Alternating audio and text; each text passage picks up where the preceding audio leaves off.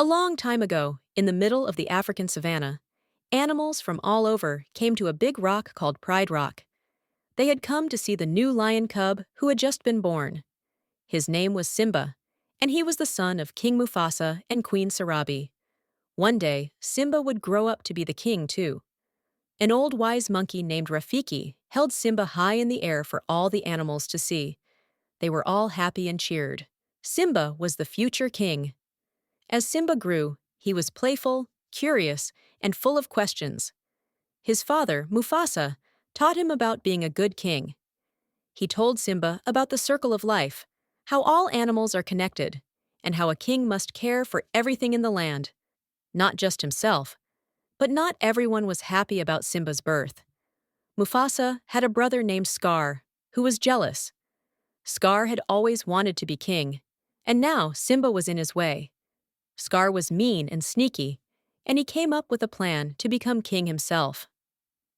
One day, Scar tricked Simba into going to a dangerous valley. Then, Scar caused a stampede. Lots of wildebeests running very fast. Simba got stuck in the middle. Mufasa ran into the stampede to save Simba. He rescued his son, but when Mufasa tried to climb out, Scar pushed him off a cliff. Mufasa fell into the stampede and died. Scar told Simba it was his fault that his father had died. Simba was very sad and scared. He ran far away from the Pride Lands and disappeared into the desert.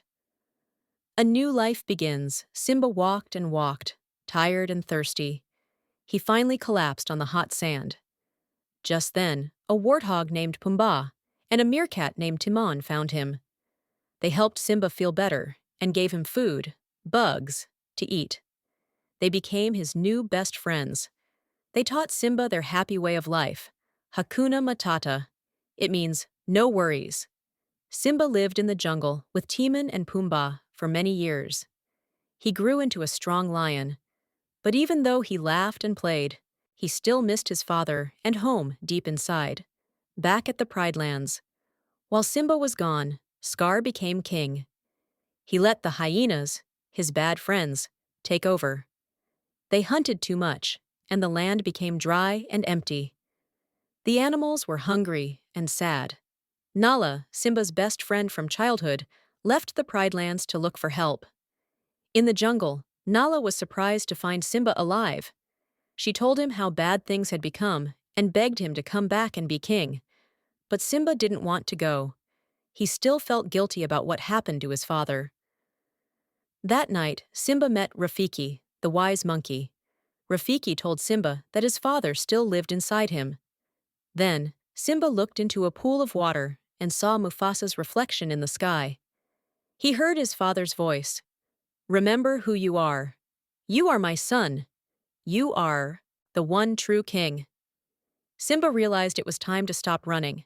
The true king returns. Simba, Nala, Timon, and Pumbaa all went back to the Pride Lands.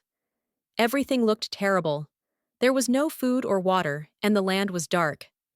Simba climbed Pride Rock and faced Scar. He told Scar to step down as king. Scar laughed and said Simba had no right to be king. In front of everyone, Scar told Simba the truth, that Scar had caused Mufasa's death.